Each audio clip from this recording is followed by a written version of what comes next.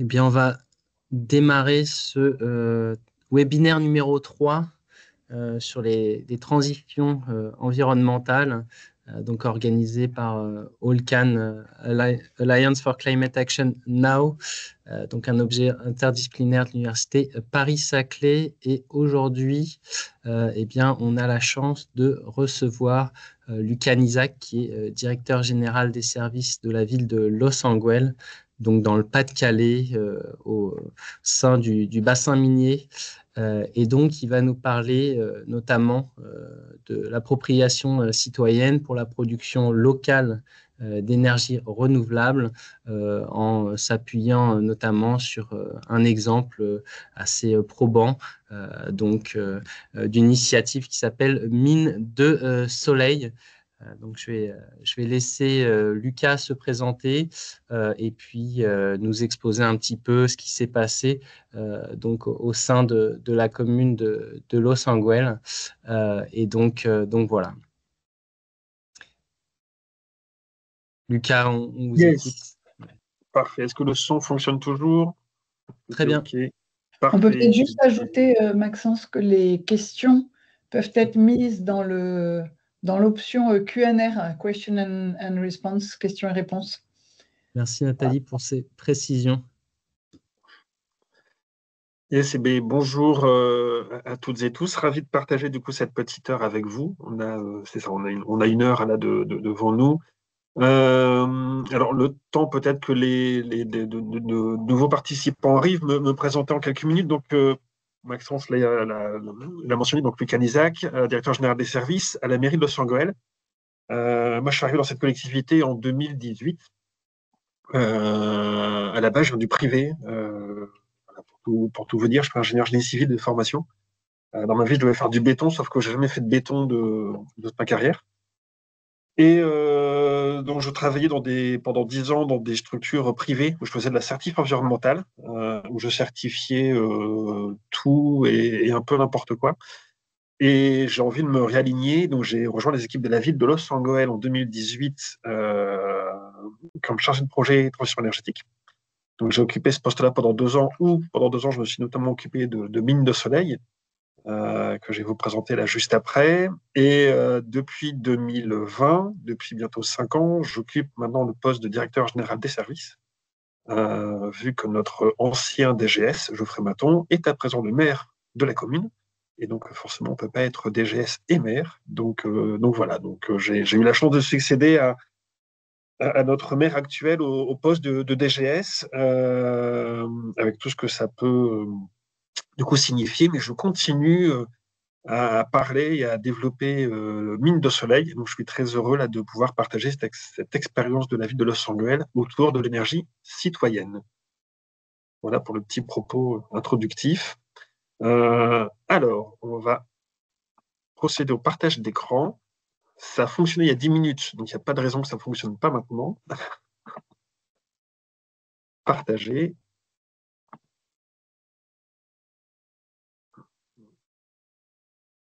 Est-ce que vous voyez mon écran? Oui, c'est bon. C'est tout bon. Et normalement, la présentation arrive. Voilà. Donc, bon, là, du coup, je ne vous vois plus. Donc, s'il y a des questions, du coup, n'hésitez pas, voilà, à le faire savoir si jamais je dois interrompre la présentation. Dans la demi-heure là, qui va arriver, je vais d'abord vous présenter en quelques images le projet de transition de la ville de Los. En fait, commencer par Mine de Soleil, ça n'aurait pas beaucoup de sens, vu que Mine de Soleil est un peu un résultat de 40 ans de transition portée, en tout cas menée à Los Angeles. Donc, on va prendre là quelques minutes pour un peu voilà, poser les bases du projet de transition de la ville de Los Angeles, pour ensuite faire un focus plus technique, plus pratique sur le sujet Mine de Soleil. Alors, première question à se poser, c'est la question du bassin minier. Pour ceux qui connaissent peut-être un peu les Hauts-de-France et le bassin minier, donc nous, Los Angeles, on est une ville, vous nous voyez là, c'est le petit point bleu sur la carte devant vous, on est une ville située en plein cœur du bassin minier. Hop, j'essaie de masquer, voilà. Donc le bassin minier, donc ça va de Béthune-Bruay jusque la frontière belge, du côté de Valenciennes. Et ensuite, ça traverse toute la Belgique et ça va jusqu'à la Ruhr en Allemagne. Donc, c'est toutes ces veines de charbon continues là qui représentent au total plus de 100 000 km de galeries creusées sous nos pieds. Ça donne des ordres de grandeur.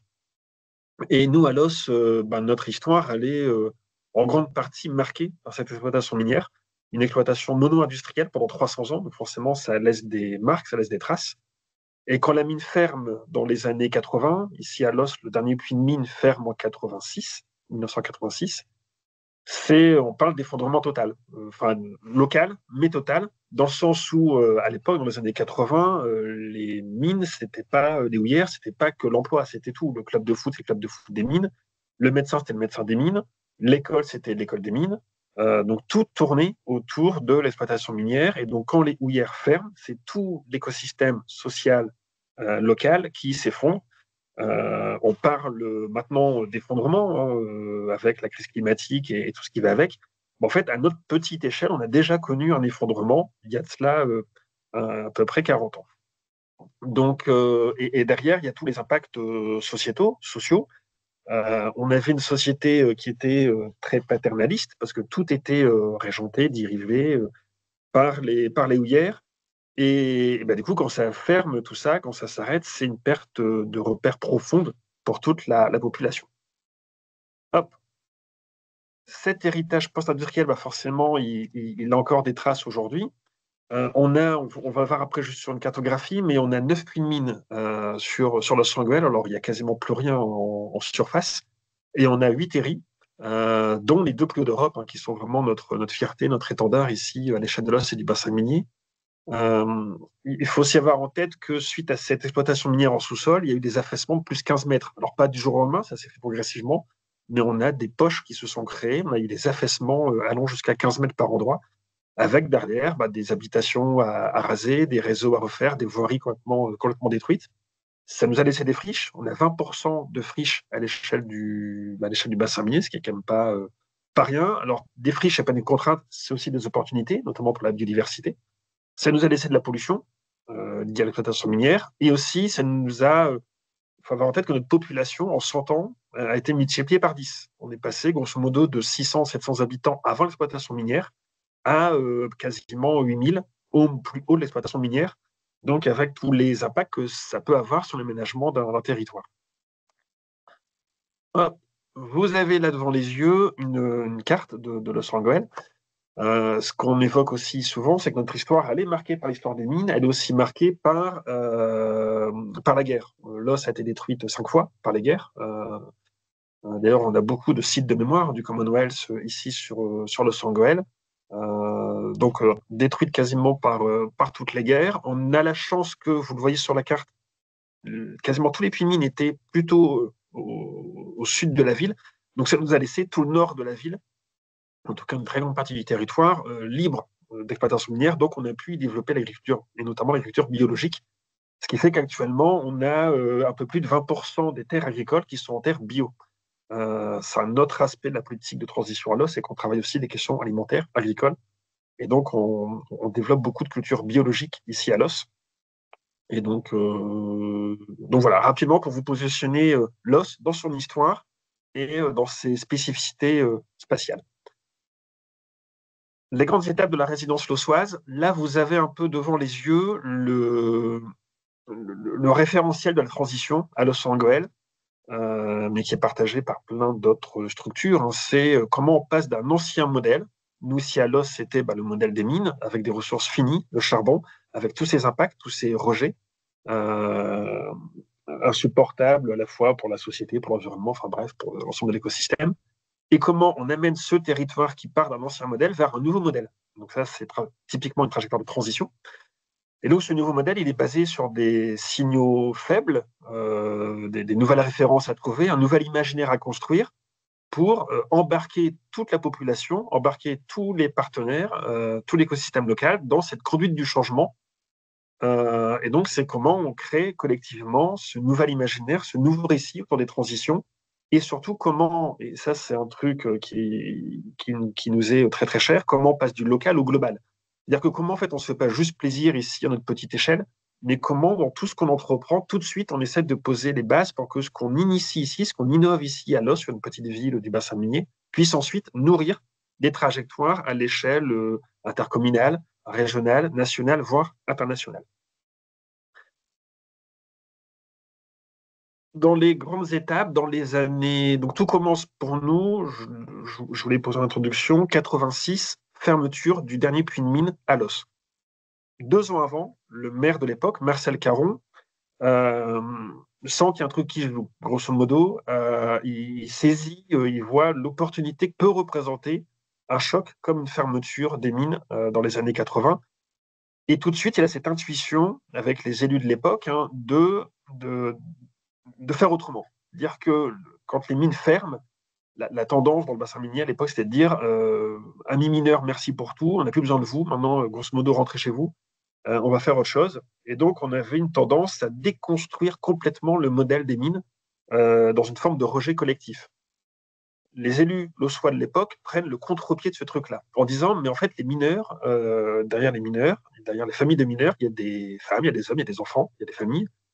Et en fait, il faut déjà rendre la fierté à ces mineurs d'avoir contribué à développer le bassin minier et d'avoir redressé la France après les guerres, etc., etc. Et donc ça passe d'abord par la culture. Et donc, oser changer de regard en s'appuyant sur les habitants. Et à l'époque, nos élus, là, nous disent, bah, derrière des mineurs, il y a des talents, il y a peut-être des chanteurs, des danseurs, il y a des menuisiers, il y a des décorateurs, il y a des bricoleurs, il y a des danseurs, enfin bref, il y a du talent. Et donc, par la culture, comment on rend la fierté aux mineurs d'être mineurs, aux familles de mineurs. Et donc, ça passe par les premières créations culturelles. Dans les années 80, c'est assez innovant de faire ça, mais des créations culturelles qui vont parler de la mine, faites par les mineurs, pour les familles de mineurs. Et donc, on rend la fierté aux mineurs d'être mineurs. Ça passe aussi par du changement de paysage. On a beaucoup travaillé avec les questions de paysage ici à Los, en ayant la chance d'avoir ces plus hauts terris d'Europe. Et donc, on a fait du land art sur les terris, on les a transformés. On a vraiment essayé de changer le regard par rapport à ce bassin minier. Et donc ça, c'était nos premières expérimentations en termes d'application citoyenne, qu'on continue encore maintenant. Dans les années 90, on continue à travailler avec les habitants, mais plutôt sur la question d'aménagement du territoire, parce qu'on a un territoire qui s'effondre, donc il faut penser au renouveau de ce territoire-là. Et donc, ça passe par des documents un peu stratégiques, comme un plan d'occupation des sols, qui est devenu maintenant le plan local d'urbanisme, par une charte de cadre de vie, un agenda 21, on peut dire ça comme ça. Et donc, tous ces programmes d'aménagement du territoire, on ne les fait pas ex nihilo dans un bureau de la mairie avec un élu, un agent et un prestataire, on les fait avec les habitants. Et donc, on fait pas mal d'expositions, de réunions publiques, d'ateliers, de co-construction. Et d'ailleurs, encore aujourd'hui, il y a des choix d'aménagement, des projets d'aménagement qui sont encore faits aujourd'hui à Los, qui sont des résultats, des résultants directs de choix faits par et avec les habitants dans les années 90. Dans ces années 90, on teste aussi, on a des premières expérimentations, des co-constructions, des premiers logements passifs. Maintenant, le passif est devenu, alors peut-être pas encore suffisamment courant, mais en tout cas, on en parle. Dans les années 90, faire des logements sociaux passifs, c'était clairement de l'innovation. Voilà, ça faisait partie des choses qu'on expérimentait ici à Los. On a aussi travaillé sur la reconversion de la base 11-19. Donc la base 11-19, c'est cet énorme puits d'extraction minière au pied des plus hauts terris d'Europe. À l'époque, le conseil municipal de l'époque, Marcel Caron, et son fils, vous avez là en photo Jean-François Caron, sentent qu'il se passe un truc sur le 11-19 et qu'on ne peut pas juste le laisser comme ça en friche. Et donc, sans avoir forcément l'argent, ni la compétence, ni le projet, le conseil municipal de l'époque décide de racheter le 11-19, la base minière, qui maintenant a été rachetée par l'Aglo, pour développer des activités autour de l'éco-transition. Et donc, ce qui fait que maintenant, sur pied des terris, qui sont quand même le symbole de la transition, enfin de l'exploitation minière, vous avez autour du 11-19 tout un écosystème d'entreprises, de clusters, autour de la culture, de l'éco-transition, du développement durable. Et donc voilà, donc cette base 11-19 symbolise pour nous le passage d'une économie noire à une économie plus verte, plus vertueuse. Ça continue dans les années 2000, cette trajectoire, donc avec le 11-19 qui se développe. On repense complètement le fonctionnement aussi des services de la ville. Voilà, comment on s'organise pour mieux travailler avec les habitants, pour mieux co-construire l'action publique avec les habitants, comment on passe aussi toute l'organisation de la ville en mode projet, et donc comment on va chercher aussi du coup des nouvelles compétences. Et donc on est vraiment là sur les bases de la professionnalisation de la collectivité sur ces questions de transition et d'implication. Donc on passe vraiment de la phase d'expérimentation un peu à l'opportunisme, vraiment à quelque chose de beaucoup plus structuré. Et tout ça, c'est reconnu dans les années 2010, où on devient en 2014 officiellement territoire démonstrateur de l'ADEME sur les questions notamment de conduite du changement. Donc on est labellisé, on va dire, par l'ADEME sur ce sujet-là. On continue à lancer des projets pilotes. On met en place un comité scientifique pour essayer de scientifiser tout ça, d'en extraire un code source, en tout cas des communs. Et on commence à accueillir des détours, donc des délégations qui viennent un peu de partout, voir ce qui se passe ici à Los. On essaye de se structurer, de mettre en place des outils de communication pour pouvoir commencer à partager cette expérience acquise à l'époque depuis 20-30 ans. Et donc, on commence à s'intéresser aux questions de la mise en récit, de circuits touristiques pour montrer tout ça. Vous avez là devant les yeux la trajectoire de transition résumée en une slide. Vous voyez, ça commence dans les années 80 par la culture, fermeture de la mine. L'aménagement du territoire en rendant les habitants acteurs du projet de ville dans les années 2000, puis des premiers effets d'entraînement, notamment sur le tissu économique et les acteurs locaux dans les années 2000, 2010.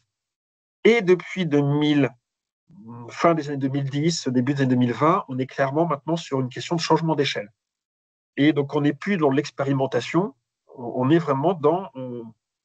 On expérimente, mais tout de suite dans une optique de dire comment derrière on entraîne le territoire dans cette dynamique de transition. En sachant qu'il y a un fait marquant dans les années 2020, c'est le changement de maire. C'est-à-dire qu'en 2023, Jean-François Caron, maire depuis plus de 20 ans, passe la main à du coup l'ancien DGS, devenu maintenant maire de Los Angeles. Et donc ça se passe en 2023, au milieu là, du mandat en cours. Mais tout était prévu au moment de l'élection municipale de 2020. Ça ne s'est pas fait en catimini, ça s'est fait de manière très transparente par rapport à la population. Voilà, et donc depuis les années 2020, on est sur ce changement d'échelle, avec notamment Mine de Soleil que je vais vous présenter juste après, sur l'énergie renouvelable citoyenne, mais également en organisant des colloques, des grands événementiels. Et on a notamment accueilli en 2024, on a notamment accueilli à Los les rencontres nationales des territoires énergie positive. Ça a été un événement très très fort pour les équipes de la ville, à la fois technique et politique. On a accueilli à Los pendant 3 jours 700 personnes venues de toute la France.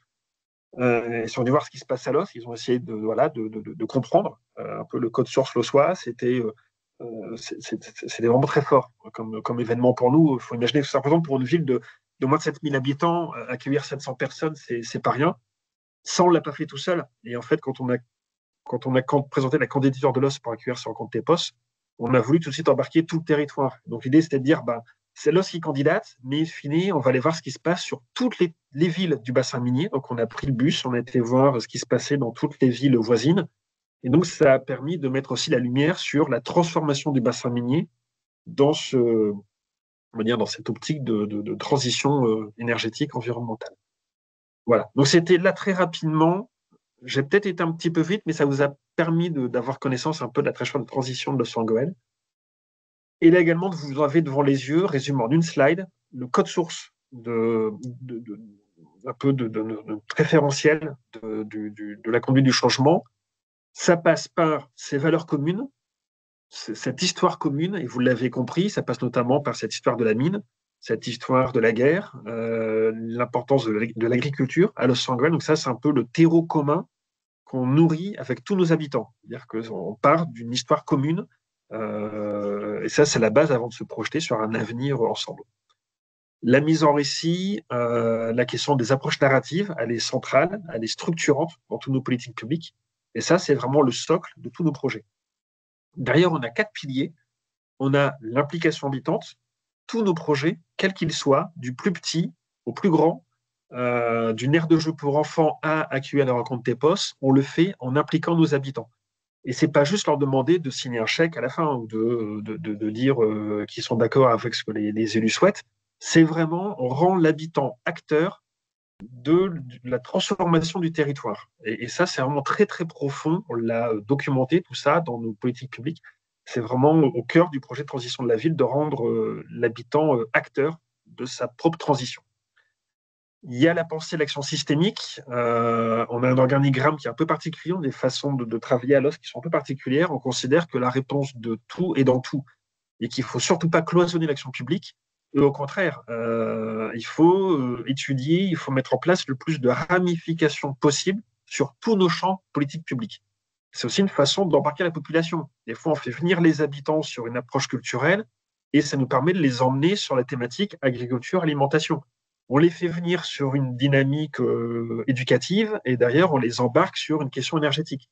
Voilà. Et donc ça nécessite aussi au sein des services et aussi au sein du conseil municipal de penser des politiques publiques vraiment globales et systémiques. Il y a l'innovation, le mode projet, mine de soleil, on est la preuve, on va le voir juste après. On dit souvent à l'os qu'une innovation, c'est une désobéissance qui a réussi. On innove pas mal, voilà, en résumé. Donc on désobéit aussi peut-être un peu souvent, mais sans ça, il ne peut pas avoir d'innovation. Voilà. Donc sinon, on reste dans des choses qu'on sait faire, on tombe dans le rond-point, et donc nous, à l'os, on a cette culture aussi d'innovation, on l'encourage. Comme mentor des gestes, j'encourage mes équipes à innover et donc à se tromper. Mais ça, pareil, on pourra en parler pendant pas mal de temps. Et pour finir, le mes piliers, c'est l'étoile, les cailloux blancs. Si je fais le lien avec la thématique énergie, notamment, l'étoile, c'est devenir une ville énergie positive en 2050. C'est-à-dire qu'en 2050, notre volonté, c'est que toute l'énergie consommée sur notre territoire soit compensée localement par une source d'énergie renouvelable, si possible citoyenne. Ça, c'est l'étoile. On ne sait pas si on va l'atteindre, mais ce n'est pas ça le plus important. On a la vision, on a le cap. D'ailleurs, on a tous les cailloux blancs. Les cailloux blancs, c'est ces petits cailloux qu'on sème pour atteindre l'étoile. On a fait une toiture d'une église photovoltaïque, on va la voir juste après, en 2013, c'est un caillou blanc. On a fait mine de soleil, c'est un caillou blanc. Là, on travaille sur des friches photovoltaïques, c'est un autre caillou blanc. Tout ça, ça nous permet déjà de nous rassurer, de savoir que c'est possible, que ça fonctionne, et ça nous permet de nous rapprocher de l'étoile qu'on s'est fixée. Voilà. Et tout ça mis ensemble, ça produit des résultats thématiques, ça produit des résultats systémiques, et surtout, ça renforce la résilience du territoire parce que ça ne repose pas que sur une action, ça ne repose pas que sur une seule politique publique, ça ne repose pas que sur une seule personne. C'est cette approche globale qu'on travaille depuis 40 ans qui permet derrière d'avoir cette résilience territoriale. Voilà. Alors, du coup, est-ce que vous souhaitez qu'on prenne peut-être tout de suite des premières questions-réponses ou sinon je déroule derrière sur Mine de Soleil? Bien, pourquoi pas, si vous souhaitez répondre à cette invitation, n'hésitez pas à indiquer vos questions au sein de la section questions-réponses, du coup. Et donc, il n'y en avait qu'une pour l'instant sur la taille de la commune, mais ça a été répondu dans l'introduction. Et puis, sinon, s'il n'y a pas de questions pour l'instant, on peut dérouler. Si, mais Maxence, moi j'avais Ouais. mis 2 questions. Ah bah alors je les vois pas, mais Ah bah c'est bizarre. Alors, j'ai mis 2 questions. Une première qui n'était pas claire pour moi, c'est quelle évolution des métiers finalement pendant cette transition, on passe de mineur à quoi? Parce que la partie culturelle, vous avez surtout insisté sur la partie culturelle, la mise en récit, mais ça peut pas nourrir les familles de mineurs. Donc qu'est-ce qu'ils ont fait comme transition à ce moment-là? Yes, alors oui, la question du DevEco, on va dire ça comme ça, et de la transformation des métiers, forcément, ça ne joue pas qu'à l'os. C'est-à-dire qu'à l'époque, les mines étaient l'employeur principal, donc on reste sur un taux de chômage, il faut le dire, qui est très élevé. Un peu moins élevé qu'à l'os que sur le reste du bassin minier, mais on reste sur un taux de chômage très élevé, parce que faut imaginer le nombre de générations de mineurs que ça représente, on leur demande du jour au lendemain de changer de métier, donc ça ne se fait pas du jour au lendemain. Donc ça, on y travaille. Par exemple, sur la base 11-19, on a ces clusters d'éco-entreprises, et donc ça génère, alors ça ne va jamais remplacer tous les emplois du bassin minier, mais ça crée des opportunités d'emploi. On accueille ici à Los un centre de formation des apprentis d'Auteuil sur le métier du bâtiment, de l'éco-construction, donc ça montre aussi aux jeunes du territoire qu'il y a des possibilités de se former sur ces questions-là. Donc voilà, donc à l'échelle de l'os, on apporte quelques petites réponses sur les questions d'évolution des métiers. Après, bien sûr, tout ne repose pas que sur notre territoire, et malheureusement, reste sur un taux de chômage, je le répète, assez élevé, avec tous les impacts que ça a encore aujourd'hui, notamment sur le résultat des élections. C'est un sujet qu'on pourra peut-être prendre si on a un peu de temps tout à l'heure, mais il faut le dire les choses, le Rassemblement national fait un score très élevé à Los Angeles aussi sur des élections à l'échelle nationale. Pas sur des élections à l'échelle locale, mais sur des élections à enjeu national. On est, comme toute ville du bassin minier, avec un ras-le-bol des habitants. Voilà, on en a conscience. Mais j'avais une deuxième question et qui en fait relaie aussi une question qui vient d'être posée par Cynthia Colmelière. Moi, j'avais posé la question de la forme, des formes que vous utilisez pour embarquer les habitants, des agora-débats, des sondages. Combien chaque personne, chacun dédie en fait en marge de sa vie professionnelle. Donc, et du coup, Cynthia rajoute, est-ce que vous avez été aidé par des spécialistes de la délibération et de la participation citoyenne? Yes, alors on a des façons d'impliquer les habitants qui sont un peu différentes de ce qu'on fait ailleurs. C'est-à-dire qu'on n'a pas de conseil municipal des jeunes, on n'a pas de grand-messe annuelle. Enfin, comment dire, on fait pas de. Comment dire, après les gilets jaunes, je sais plus ce que c'était, là, les cahiers de doléances, je sais pas, bon, on voit les limites de tout ça. En fait, on considère que la transition, on embarque la population en partant de ses besoins réels. Sinon, ça ne marche pas. Donc, il faut partir des besoins réels des habitants. Et donc, souvent, ce qu'on dit à l'os, c'est qu'une pétition, c'est une opportunité. Une pétition, on en fait une opportunité pour embarquer la population. Des fois, on a des pétitions sur des problèmes de vitesse autour des écoles, on a des pétitions sur des projets urbains. Et ben, en fait, derrière, on ne va pas juste se contenter de faire une réunion pour expliquer les réponses apportées par la ville. Non, on va prendre les pétitionnaires, on va les réunir, on va leur expliquer nos contraintes, ce qu'on peut faire, et on va les mettre au travail. Et ils vont vraiment travailler avec nous. Donc, on a plein de façons d'embarquer la population, mais toujours en essayant de partir de ses besoins réels. Euh, on ne peut pas demander aux gens de comprendre du TEPOS tant qu'on n'a pas réglé le nid de poule devant chez eux. Enfin, ils ne vont pas comprendre. Donc, c'est important aussi de répondre à ça. Et donc, pour ça, on développe pas d'instance. On a notamment mis en place depuis plusieurs années les 50-50. C'est des dispositifs gagnant-gagnant, on va dire ça comme ça. Je prends un exemple tout bête. Allez, deux exemples récents. Un club de basket qui veut que la ville repeigne le local clubhouse. Bah, nous, on a dit, ok, mais on n'a pas les moyens. Mes services techniques, moi, ils sont assez petits. Donc, on va chez les peintures et c'est vous qui allez peindre le local de la ville. On a fait une pétition d'enfants, et ça, c'est un projet qui a été fort là, depuis quelques mois, quelques années. On a une pétition d'enfants pour végétaliser une cour d'école. Demande 1000% légitime. Une cour d'école complètement en bitume. Les enfants voulaient des arbres, voulaient un espace naturel. Et ben en fait, on l'a fait, ça a pris 2 ans ce projet-là, mais on l'a fait avec les enseignants, on l'a fait avec les parents d'élèves, on l'a fait avec les riverains, on l'a fait avec les enfants. D'ailleurs, ce sont un samedi matin des parents d'élèves qui ont cassé du bitume. On n'est pas passé par l'entreprise de voirie. Et donc, via des conventions, via des protocoles, on implique nos habitants en les rendant vraiment acteurs de leur propre projet. Voilà. Et donc, typiquement, ce projet de cours d'école digitalisée, on serait passé par entreprise, c'était 150 000 euros. Coût réel pour nous, 30 000. On a fait 120 000 euros d'économie en investissement. Et derrière, c'est encore plus de force parce que ce sont les enfants, les parents d'élèves, les enseignants qui ont mis la main dans le conduit, qui ont cassé, qui ont planté avec les services techniques en partie. Mais ils ont pas juste été consommateurs du truc, quoi. Ils ont vraiment été impliqués. Je vois d'autres questions. Alors, je vais les prendre dans l'ordre. Je pense qu'on a répondu à tout pour l'instant. Donc, on arrive à la question de Jeanne. Concrètement, au niveau des services communaux ou de l'agglo, comment vous abordez les démarches systémiques et comment êtes-vous accompagné? Très bonne question, merci de la poser. Comment on approche les démarches systémiques? Ça passe déjà par une forme de leadership un peu particulière. Là, pareil, si on avait 4 heures, je peux vous en parler pendant 4 heures, mais ne serait-ce que la posture de ma posture, la posture de la direction générale, la posture d'élu. On a un organigramme qui est complètement circulaire, on n'a pas d'organigramme pyramidal à l'os. On travaille vraiment sur la systémique en disant on travaille tous au service d'un projet collectif.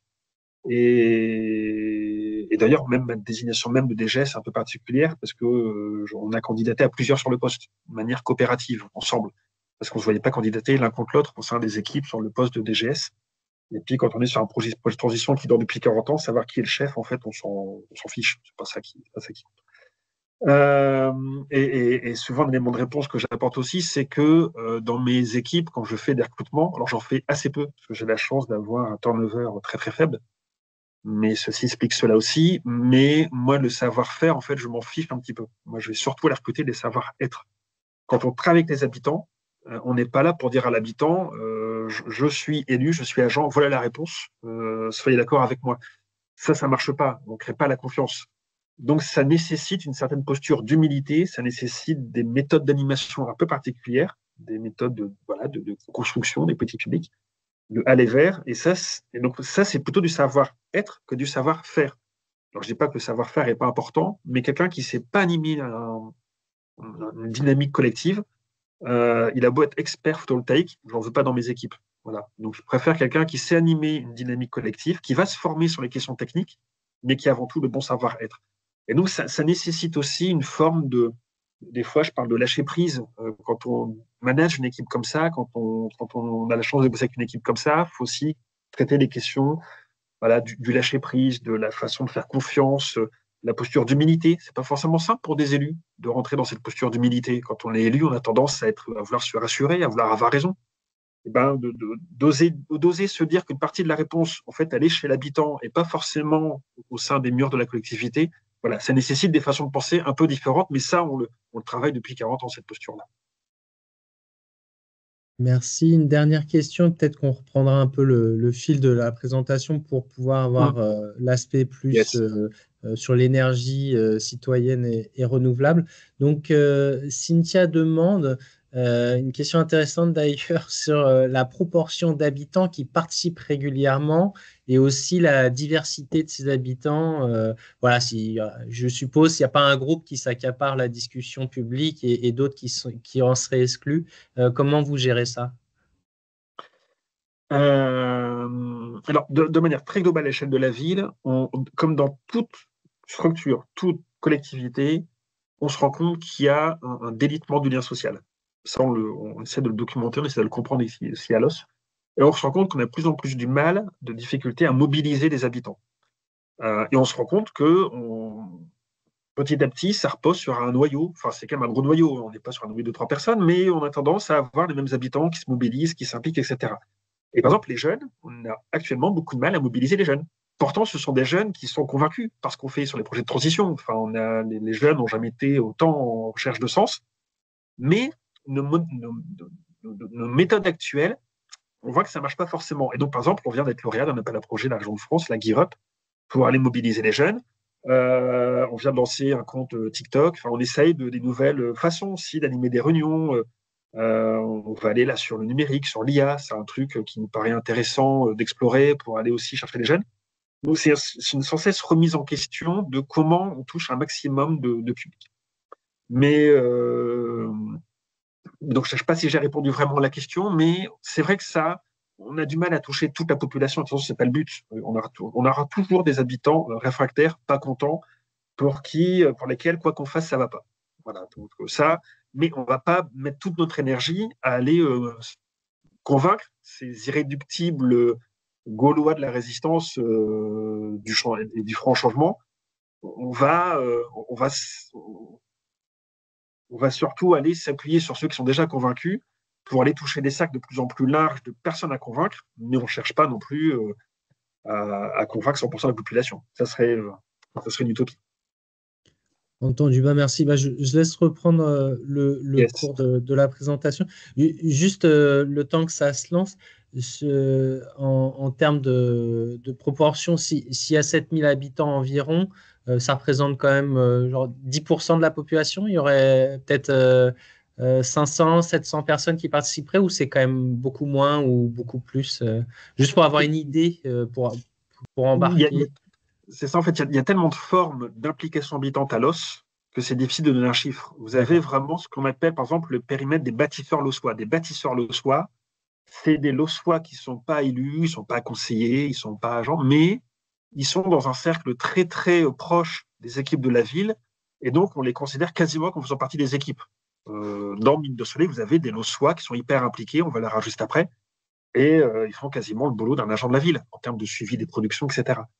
Par exemple, à Los, vous avez quasiment, je crois qu'on a 80 associations actives. Les 80 associations actives à Los, pour une ville de 7000 habitants, avoir un tissu associatif aussi dense, aussi riche, c'est une vraie force. Et donc, tous les Lossois impliqués dans ces associations, on peut considérer aussi qu'ils s'impliquent dans la vie municipale. Parce que nous, souvent, on sollicite les associations pour nous filer des coups de main, pour tenir des stands, faire du barriérage, faire de la communication, etc. Donc, en fait, il y a tellement de façons de s'investir de près, de loin, directement, indirectement, dans tout ce qu'on propose et tout ce qu'on met en place, que donner un chiffre d'habitants mobilisés, c'est très, très difficile. Merci, Lucas. Yes. Alors, du coup, on revient sur l'énergie. Le partage d'écran fonctionne? Oui, c'est bon. Parfait. Et bien, allez, donc il nous reste en gros, un gros quart d'heure. Là, je vais vous présenter en quelques slides Mine de Soleil.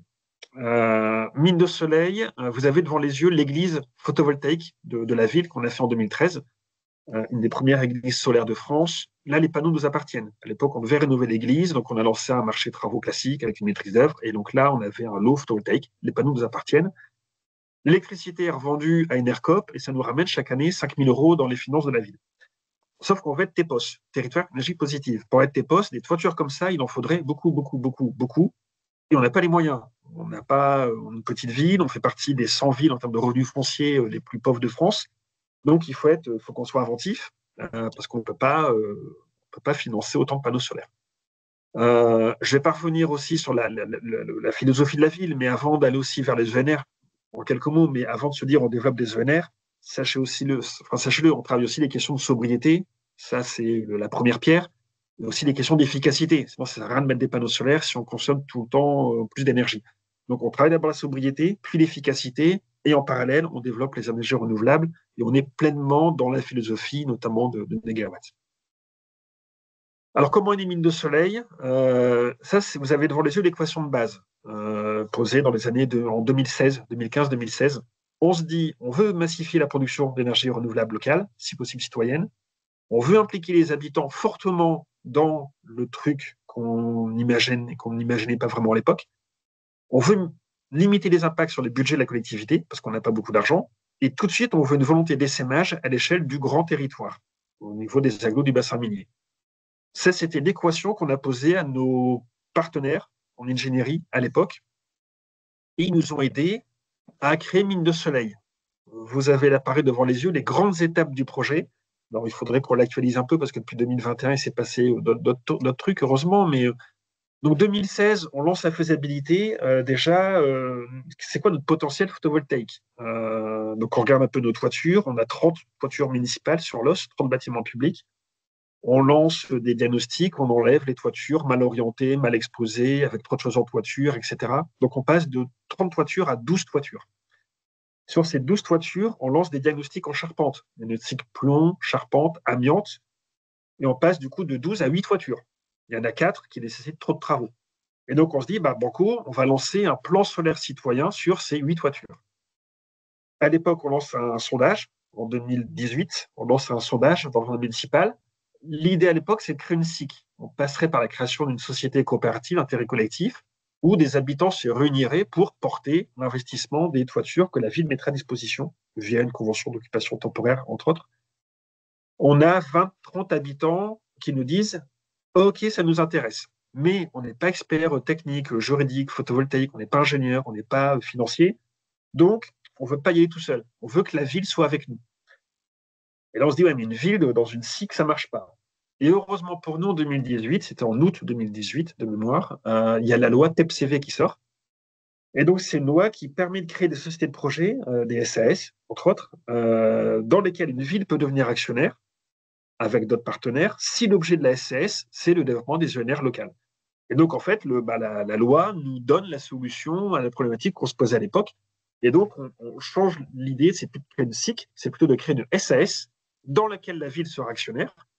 Tous les habitants de l'os, mais pas que de l'os, peuvent devenir actionnaires, et des entreprises privées, d'autres partenaires peuvent devenir actionnaires. Et ça, c'était vraiment l'impulsion 2018 de se dire, on va partir sur ce modèle de SAS, et donc la ville lance un appel à concession pour trouver un concessionnaire, mais dont la mission première, ça ne sera pas de poser les panneaux solaires. La mission première du concessionnaire trouvé en 2018, c'est de nous aider à créer la société de projet dans laquelle lui-même deviendra actionnaire aux côtés de la ville. Donc ça, c'était la petite subtilité juridique. Donc tout ça, on le travaille du point de vue juridique, administratif, financier 2018, 2019, pour aboutir au choix du concessionnaire en 2019, printemps 2019, et on signe le contrat de concession Mines de Soleil en 2019, été 2019. Dans la foulée, on lance officiellement la participation citoyenne. C'est-à-dire que là, on ouvre la prise d'action aux habitants, en disant aux habitants, vous pouvez devenir vous actionnaires de ce truc-là, en sachant que les habitants nous accompagnent depuis 2017. C'est-à-dire que la première réunion publique, c'est 2017, quand on se posait, nous, les premières questions. Donc, on a vraiment voulu jouer la transparence dès le début. Et donc, tout ce process-là d'évolution d'une SIC à une SAS, le choix du candidat, la sélection du candidat, l'analyse des offres, tout ça, on l'a fait avec les habitants. Ce qui fait, d'ailleurs, quand on a fait les commissions d'attribution, les commissions de concession, à côté de monsieur le maire, vous aviez à l'époque un habitant. Il n'avait pas le droit de voter, mais il était là. Il a pu poser toutes ces questions en toute transparence aux concessionnaires, en tout cas aux candidats, et il a pu entendre tout ce que le conseil municipal va dire. Donc, on a vraiment joué la carte de la transparence du début à la fin, et ça, c'est hyper important quand on veut impliquer les habitants. La moindre des choses, c'est d'être transparent. Sinon, on ne crée pas les conditions de la confiance. En 2019, du coup, on crée officiellement la SAS Mines de Soleil. Donc, la société Mines de Soleil obtient son cabis. Et les premières toitures photovoltaïques sont installées dans la foulée. En fait, les panneaux étaient déjà livrés pour Mines de Soleil. On attendait juste d'avoir le cabis pour pouvoir avoir l'assurance. Et ce qui fait que les travaux ont démarré, je crois, le 21 septembre, donc 2 jours après la création officielle de la société de projet. On lance les toitures photovoltaïques en travaux, on verra après les toitures, juste après, en 2020. On a eu de la chance, on a fait ça juste avant le Covid, sinon on se prenait 1 an dans la figure avec tous les impacts financiers. Derrière, on raccorde les toitures en 2021, et donc depuis 2021, vous avez 8 toitures photovoltaïques à l'os, on va les voir là juste après, qui produisent une énergie photovoltaïque. Donc ça concerne des écoles, des salles de sport, le centre technique municipal, un espace de vie sociale. Ça représente au total donc 8 toitures de bâtiments publics à l'os, à peu près 2400 m² de panneaux solaires. Donc c'est 10 fois plus que l'église en surface. Donc voilà, donc on est dans un petit changement d'échelle. On est passé de 250 m² portés par la ville à 200, 400 m² portés avec les citoyens. Ça produit 440 MWh par an d'électricité, c'est 8 toitures. Donc l'équivalent d'à peu près 175 foyers. On a fait le calcul là récemment, comme en plus on a baissé nos consommations d'énergie sur notre patrimoine public, sur l'éclairage public. En fait, ces 8 toitures produisent plus que toute la consommation électrique de tous les bâtiments communaux, éclairage public compris. Donc on pourrait dire que du point de vue purement périmètre bâtiment public, en tout cas usage public, l'électricité, on est énergie positive, vu que ces 8 toitures à l'échelle locale produisent plus que la consommation électrique des bâtiments communaux.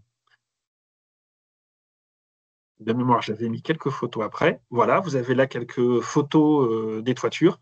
Vous retrouvez une école, une halle un peu technique. Et donc la photo en bas, c'est l'inauguration qu'on a fait en 2018, du coup 2019, de Mines de Soleil, sur une école avec tous les enfants, les enseignants. Hop, je repasse ça, on l'a déjà vu. Vous avez là, alors on va l'actualiser la semaine prochaine, parce que la semaine prochaine, on a l'Assemblée générale de Mines de Soleil. Donc l'actionnariat va bouger, on a plus d'actionnaires citoyens, donc la part des citoyens va encore augmenter. La part de la ville de Los va baisser, parce que nous, on ne va pas prendre d'action en plus. Donc mécaniquement, on aura un peu moins de pourcentage dans l'actionnariat. Donc vous voyez, nous actuellement, ville de Los, on est actionnaire minoritaire. On reste une collectivité. Notre job premier, c'est pas d'être actionnaire d'un truc qui fait du profit. Enfin, on reste une collectivité, donc on est là pour impulser, on est là pour accompagner. Donc nous, on est actionnaire minoritaire. Vous avez un installateur de panneaux solaires, Solelis, qui est aussi actionnaire. Vous avez la SEM Énergie Hauts-de-France, qui est actionnaire. Et surtout, vous avez un collège des citoyens, qui eux sont actionnaires majoritaires. Et donc ça va évoluer, je vous le disais, la semaine prochaine avec l'Assemblée générale qui est prévue le 11 juin. Et justement, la semaine prochaine, et je voulais conclure par ça, parce que la semaine prochaine, on inaugure une nouvelle centrale photovoltaïque portée par Mines de Soleil, sauf qu'elle n'est pas à Los, elle est à Lens. Et donc, Mines de Soleil, là, actuellement, les travaux commencés cette semaine, est en train de poser des panneaux solaires, financés en partie par l'actionnariat de Lossois et par les parts de la ville de Los, pour financer un projet sur la grande ville d'à côté, la ville de Lens. et on inaugure cette centrale la semaine prochaine. Et ça, c'est hyper fort en termes de symbolique, parce que partons d'un projet, en fait, le projet part de Los Angeles, petite ville de l'agglo. On met en place l'équation qui va bien pour que d'autres collectivités puissent s'en saisir. Et donc là, on a la plus grande ville de notre agglo qui rentre dans Mine de Soleil. Et il faut savoir qu'au mois d'octobre, on fait la même chose avec l'autre grande ville de l'agglo qui est Liévin. Et donc, la ville de Liévin va aussi prendre des actions dans Mine de Soleil et on va équiper une grande salle de tennis d'une toiture solaire portée par Mine de Soleil. Et donc là, vous voyez, ça illustre pleinement les questions d'essaimage et de changement d'échelle. C'est-à-dire que Mine de Soleil, c'est partie de l'os. Derrière, on embarque d'autres villes du territoire. Et d'ailleurs, on va même élargir le périmètre réglementaire de Mine de Soleil pour aller jusqu'à Arras et la Rajoie, parce qu'on a des partenariats qui sont en train de se nouer avec des territoires de la Rajoie. Donc voilà, donc ça prouve que quand on fait la transition énergétique, c'est pas un truc d'écolo bobo, utopiste, idéaliste. Ça fonctionne vraiment. Ça produit des résultats, à la fois sur l'implication des habitants, ça produit des résultats financiers, parce que là, tout ce que je vous ai présenté sur Mine de Soleil, il y a quasiment eu 0 subvention. Il y a eu un peu de subvention de l'ADEME au tout début pour financer l'ingénierie, pour imaginer le modèle. Il y a un peu de subvention maintenant, vu qu'on revend l'électricité, on bénéficie des tarifs de revente réglementés, donc c'est une forme de subvention via les tarifs de revente. Mais hormis ça, le modèle, il fonctionne tout seul. Il n'y a pas de subvention de la ville, il n'y a pas de subvention du fonds vert ou d'autres dispositifs. C'est quelque chose qui est autonome, qui produit des résultats et qui du coup est complètement duplicable, réplicable sur d'autres collectivités. D'ailleurs, actuellement, vous avez à peu près la même chose qui est en train de se lancer du côté du Beauvaisis. Et en fait, ça fait suite à une visite d'élus et d'agents du Beauvaisis il y a 4 ans. Ils sont venus voir ce qui se passait à l'os autour de Mine de Soleil il y a 4 ans. Ça les a inspirés. Ils se le sont appropriés. On leur a donné, nous, tout le code source. On leur a donné les cahiers des charges. On leur a donné tout ce qu'on avait. On leur a donné en toute transparence.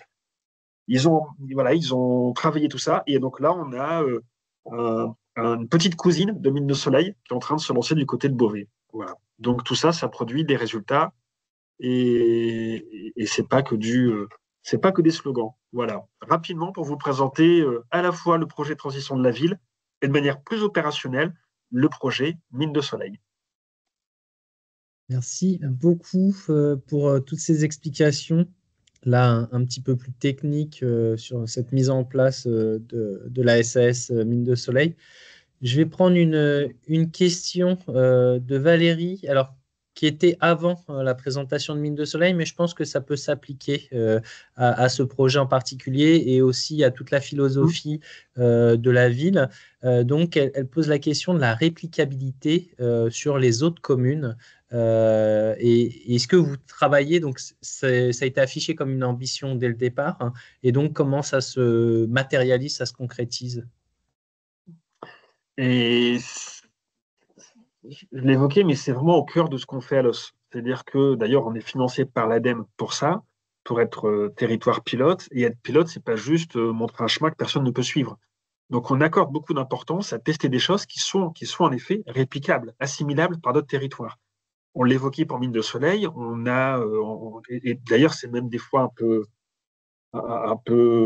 drôle parce que on pourrait croire que le photovoltaïque, c'est l'affaire du sud de la France. Et il y a l'année dernière, de mémoire, j'ai échangé avec une collectivité, alors je ne sais plus laquelle, mais du sud de la France, qui essayait de comprendre ce qu'on a fait ici dans le nord de la France parce qu'ils voudraient s'en inspirer et sur les questions photovoltaïques. Donc voilà, ça montre que ça rayonne bien au-delà au-delà de notre territoire. Mais ces questions de transmission, de passation, d'ailleurs, si vous allez sur le site internet de la ville de Los Angeles, du coup, je vous y invite, vous avez le site collectivité classique, comme toute mairie, et vous avez tout en haut un petit lien qui renvoie vers notre espace ressources. C'est l'espace terre de transition. Donc, on fait bien la différence entre la réponse aux habitants dans leurs questions du quotidien et ce qu'on transmet en tant que Los Ville Pilote. Et tout ce qu'on produit, c'est mis dessus. C'est de l'open source. C'est mis à disposition. Et nous, on passe beaucoup de temps à recevoir des collectivités, à recevoir des citoyens, des acteurs socio-économiques pour venir voir ce qui se passe à l'os. Et ils repartent avec ce dont ils ont besoin. Donc, voilà, donc on est nous, vraiment dans cette philosophie de partager, de transmettre. Et par exemple, on l'évoquait pour Mine de Soleil, on voit que le modèle qu'on a développé, j'ai presque envie de dire, c'est qu'une question d'ambition, parce que derrière, maintenant, le cahier des charges, on vous l'envoie, toute la documentation, on vous l'envoie, les éléments de communication, on vous les envoie, et ça ne dépend pas de subvention. Donc du coup, c'est tout à fait possible. Merci beaucoup. Je vois qu'il y a pas mal de questions qui arrivent. Nathalie, je vais juste mettre de côté, tu vas la poser de vive voix, je pense, ta question. Je vais prendre celle de Baptiste qui peut rebondir avec des éléments qui ont été évoqués par Lucas. Il pose la question précise de est-ce que la mise en ligne des données de production des panneaux solaires est à l'ordre du jour et en open source, en expliquant que ce type de données serait extrêmement intéressant pour des études scientifiques, notamment à l'échelle territoriale. Yes, alors c'est vrai que pour l'instant, on a un site internet Mine de Soleil, et on n'a pas encore eu l'occasion dessus de plugger les résultats. En fait, on a changé de plateforme pour piloter nos installations photovoltaïques. On est passé maintenant par Epis, Epis Énergie, depuis un peu moins d'un an. Et là, on est en train de voir avec eux comment créer directement un plugin sur le site Mine de Soleil pour en direct afficher tous les résultats de manière transparente des installations photovoltaïques. Donc, on l'a en tête. C'est juste qu'on a beaucoup de trucs à faire et on n'a pas eu le temps d'aller jusqu'au bout, mais on l'a en tête, de mettre à disposition les résultats. Voilà. Et d'ailleurs, je ne l'ai pas évoqué, mais dans Mine de Soleil, on s'est appuyé. On a la chance aussi d'avoir à l'os l'Uniwatt, qui est porté par le CD2E, qui est un centre d'expérimentation des technologies solaires depuis plus de 10 ans, 10-15 ans. Et on s'est appuyé sur les résultats concrets de l'Uniwatt pour améliorer le modèle économique de Mine de Soleil. Pourquoi? Parce qu'on s'est rendu compte qu'entre les modèles théoriques issus de PV6 ou autres logiciels et les données réelles d'ensoleillement et de production des panneaux solaires à l'os, il y avait 10% d'écart. Donc les résultats théoriques sont 10% plus pessimistes que les résultats réels d'ensoleillement. Et donc, ce qui fait que le premier business plan de Mine de Soleil était à peine rentable, sauf que quand on augmente un productif photovoltaïque de 10%, bah, ça change complètement la donne. Et depuis 2018, on se rend compte qu'on a bien fait d'augmenter parce que la réalité des résultats confirme les hypothèses prises par l'Uniwatt. Question de Cynthia. Qui assure la maintenance et assurera le remplacement des panneaux? Alors, pour la maintenance, on passe par Sonelis. Alors, Sonelis est à la fois installateur de panneaux solaires et il a aussi un contrat avec Mine de Soleil pour l'entretien, la maintenance prédictive, préventive et curative des panneaux solaires. Alors, ce matin, je faisais une autre présentation de Mine de Soleil ici en mairie avec un groupe d'étudiants. On nous a posé la question du conflit d'intérêts. Ouais, mais du coup, Mine de Soleil, il est actionnaire, il a les contrats d'installation, mainteneur, etc. En fait, Mine de Soleil, c'est une boîte privée. Donc, Mine de Soleil passe, déjà, ça échappe complètement au code de la commande publique. Donc, ça, c'est plutôt simplificateur, je vais dire ça comme ça. Mais derrière, Mine de Soleil met en concurrence. C'est-à-dire que pour avoir les devis de maintenance des panneaux solaires, Mine de Soleil a contacté forcément Sunlis parce qu'ils sont dans Mine de Soleil. Et on a fait des devis, Mine de Soleil a fait des devis avec d'autres mainteneurs. Et au final, Sonelis a fait la meilleure offre à Mine de Soleil. Donc, l'offre de Sonelis a été retenue. Mais ce n'est pas une obligation. C'est-à-dire que si un jour, on veut bosser avec un autre installateur parce que Sonelis n'a pas les capacités de porter une toiture, rien n'empêche Mine de Soleil de bosser avec un autre installateur que Sonelis. Et d'ailleurs, on l'envisage sérieusement parce que comme on commence à avoir beaucoup de demandes, Sonelis, ils n'ont pas que Mine de Soleil. Et donc, on envisage peut-être d'intégrer dans Mine de Soleil d'autres installateurs de panneaux solaires pour pouvoir avoir encore plus de capacité de développement. Entendu. Je vais prendre un pool de questions. Il y en a deux qui se rejoignent un petit peu, puis après, je laisserai conclure Nathalie avec ta question qui est assez différente, c'est d'une autre nature. Donc, il y a deux questions sur la participation citoyenne et la co-construction. Alors, la première, c'est, et ça, c'était une question que j'aurais posée sinon, sur la couleur politique et les changements possibles. Voilà, au niveau de la mairie de Los, mais peut-être aussi de l'agglo, comment tout ça s'agence. Et donc, est-ce qu'il y a une forme de fragilité, de vulnérabilité possible à cet endroit-là? Et puis après, il y a une question un peu plus technique qui demande des précisions sur le fonctionnement de la participation des citoyens en tant que financier. Donc, comment ça se passe sur la partie gouvernance de Mine de Soleil, si ça peut être un petit peu plus approfondi. Ça marche. Alors, pour répondre à la première question, on a la chance d'avoir à Los, depuis 40 ans, aucune alternance politique. La dernière liste d'opposition, c'était 2008, et aux dernières municipales, et 2 dernières municipales, il n'y avait même pas de liste d'opposition. Donc ça traduit aussi une forme de légitimité de l'action politique à Los. D'ailleurs, en 2014, il a failli y avoir une liste d'opposition, plutôt tournée droite. Et au final, c'était porté par des agriculteurs. Ils ont dit, on n'a tellement rien à dire au projet politique qu'en fait, on ne va pas se présenter, quoi. Donc voilà. Et actuellement, notre maire actuel, Geoffrey Maton, il est sans étiquette. Voilà, affiché sans étiquette. Et enfin, affirmé sans étiquette. Mais au sein de son conseil municipal, vous avez plutôt des écolos, vous avez plutôt des représentants du Parti socialiste, des élus étiquetés PS. On a aussi des élus non politisés, enfin non étiquetés, et il y a même 2-3 élus avec plutôt une coloration droite. Mais voilà, mais tout ça, ça bosse ensemble en bonne intelligence. Donc, et là, la future municipale 2026, a priori, on devrait pas non plus avoir d'opposition. Donc, je pense qu'on est reparti pour 6 ans assez dans la continuité. Par contre, se pose la question de l'EPCI. La question a été posée. Je l'évoquais, le RN fait malheureusement des très bons scores dans le bassin minier, et il y a de fortes probabilités que beaucoup de villes autour de nous, potentiellement aussi les 2 villes, les deux grandes villes de l'agglo, puissent basculer sur le plan national, avec derrière tous les impacts que ça a à l'échelle de la gouvernance de notre PCI. Donc ça, c'est des questions qu'on est en train de se poser en termes de robustesse, justement, de notre modèle. Voilà, que deviendrait l'os si tout autour, ça bascule bleu marine? C'est des choses qu'on essaye de travailler et d'appréhender pour pouvoir anticiper tout ça. Pour répondre à la question de l'intégration citoyenne, ça portait déjà sur les façons de s'impliquer, à la gouvernance, c'est ça, la gouvernance des citoyens. Alors, au sein Mine de Soleil, vous avez une assemblée générale avec actuellement la ville de Los, Sonelis, la SEM et un collège qui regroupe tous les citoyens. Dans ce collège de tous les citoyens, c'est un actionnaire égale une voix. L'action, je ne l'ai pas évoqué, mais une action, c'est 50 € dans Mine de Soleil. En moyenne, les habitants ont 5 actions. Ça tourne autour de 240 € l'actionnariat moyen. Mais ça va de beaucoup d'habitants qui ont pris qu'une action jusqu'à un habitant qui a pris plus de 3 000 ou 4 000 € d'action. C'est assez large. Mais un actionnaire, il y a une voix au sein du collège des citoyens. Par contre, à l'échelle de l'Assemblée générale, là, ça redevient proportionnel. C'est-à-dire que le vote du collège des actionnaires compte pour 36 ou 37%, celui de la ville compte pour 16-17%, etc.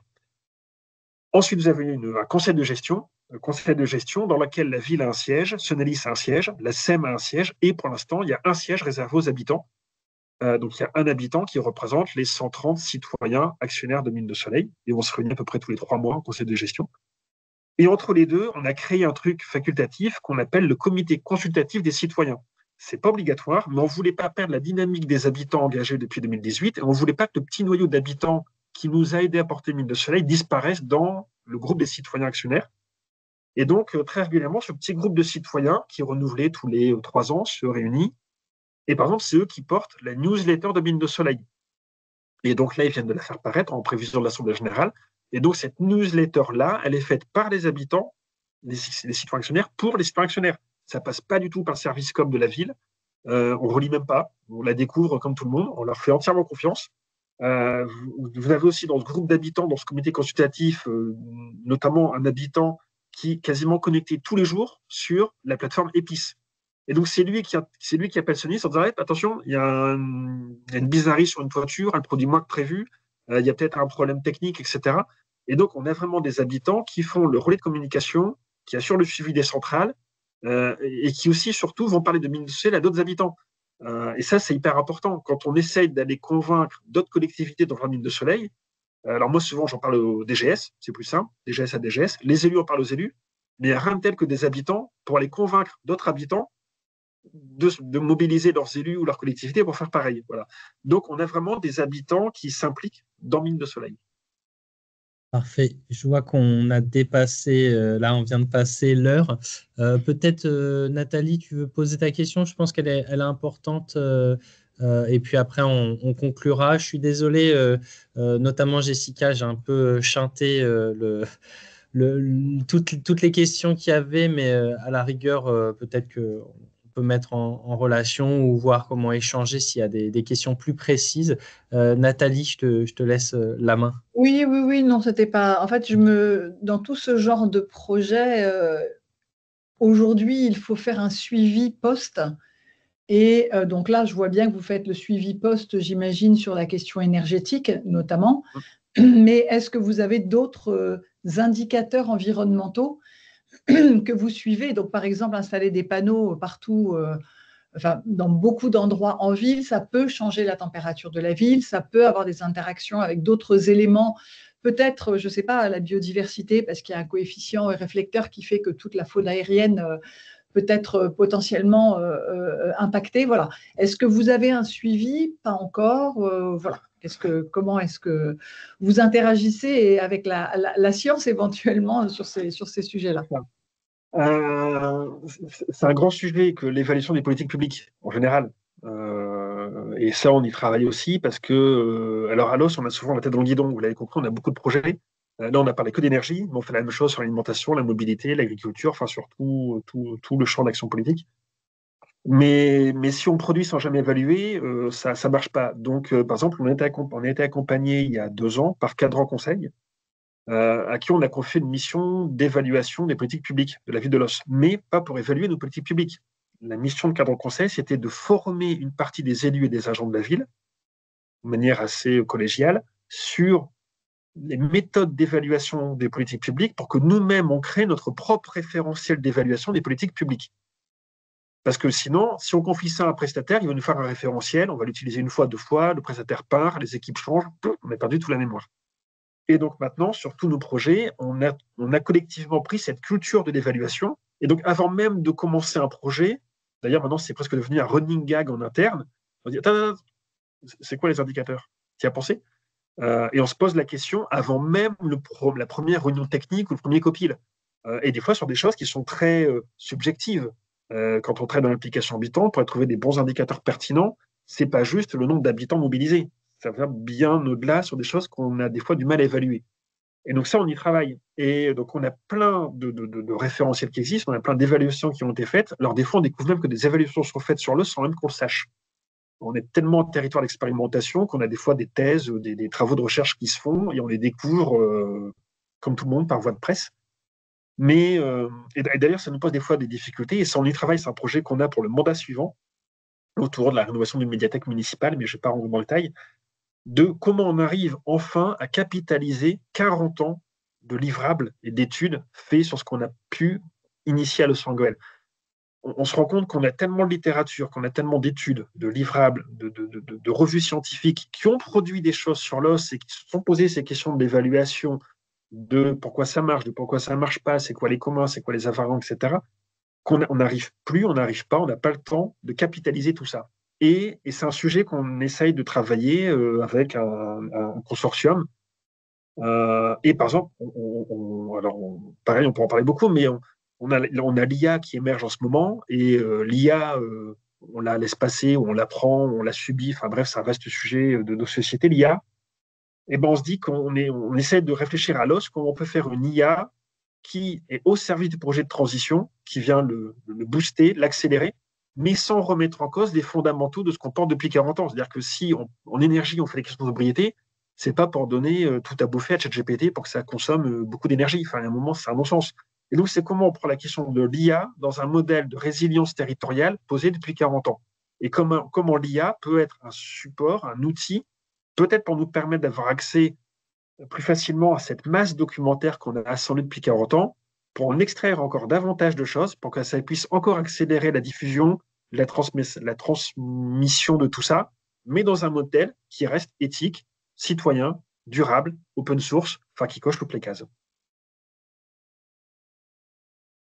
Bien, merci beaucoup pour cette présentation, pour avoir répondu à toutes ces questions, on va devoir arrêter le webinaire, mais peut-être qu'on aura l'occasion de réinviter des membres de l'OS pour discuter avec nous sur d'autres sujets.